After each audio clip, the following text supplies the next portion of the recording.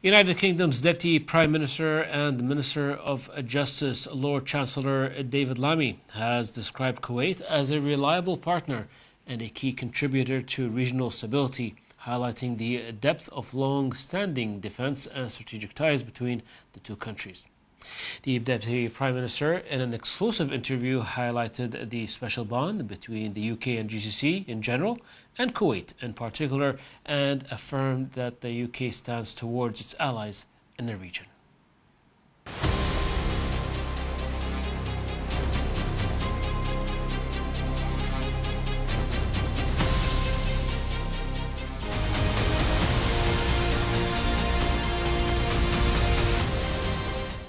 Your Excellency, could you brief us on the main objectives of this visit to the state of Kuwait? Well, I'm the first international visitor to Kuwait because, of course, the airspace has been closed, and I'm very grateful that it has opened today for me to come and be with my Kuwaiti friends. The UK and Kuwait have a long-standing relationship, and we have been there to support Kuwait in these tough times. And we've been discussing the rapid sentry system that we have been able to bring to bear, our air defence support, and that continued support that we will need long after this crisis has come to an end. Both of us want to see a sustained ceasefire, and both the UK and Ukraine want to see the Strait of Hormuz open for business in a sustainable way, and we've been discussing those issues. Your Excellency, how committed is Britain to strengthening its presence or security cooperation in Kuwait in the light of Iranian attacks? Well, look, let me be absolutely clear. Earlier this week, I was in the White House with Vice President Vance, wanting to understand where we got to on getting a negotiated peace on his return from Islamabad. And here I am today in Kuwait, underlying the importance of our partnership, that will endure and continue for many years, that we will learn the lessons. And, you know, what we're seeing here in Kuwait is a lot of drone attacks,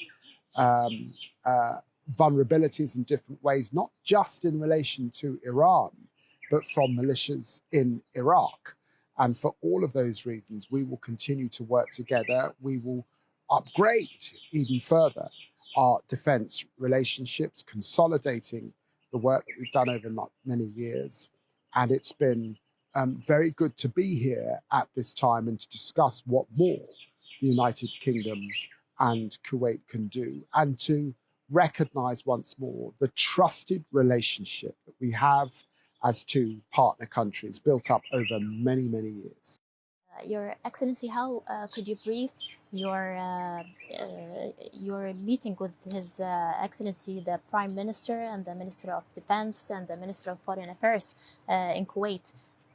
Did you talk about any agreements or any outcome in this visit?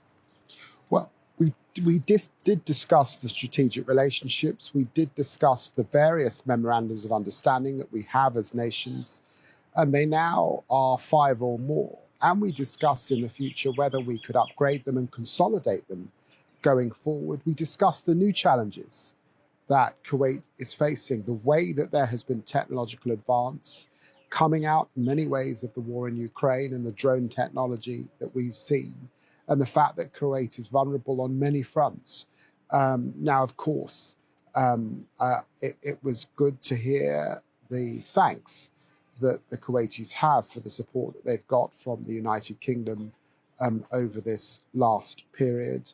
But I think now we're working together to try and ensure that we get to a ceasefire. Actually, not just a ceasefire here, but we want to see a ceasefire in Lebanon as well, and how we ensure that the Strait of Hormuz remains open and free navigation, free trade, that's beneficial here for Kuwaitis and, of course, for the UK. And I know with this closure over 40 days, it brings a rise in prices, it brings hardship and difficulties, not just for Kuwaitis, but also for the British people. Thank you so much, Your Excellency. Thank you.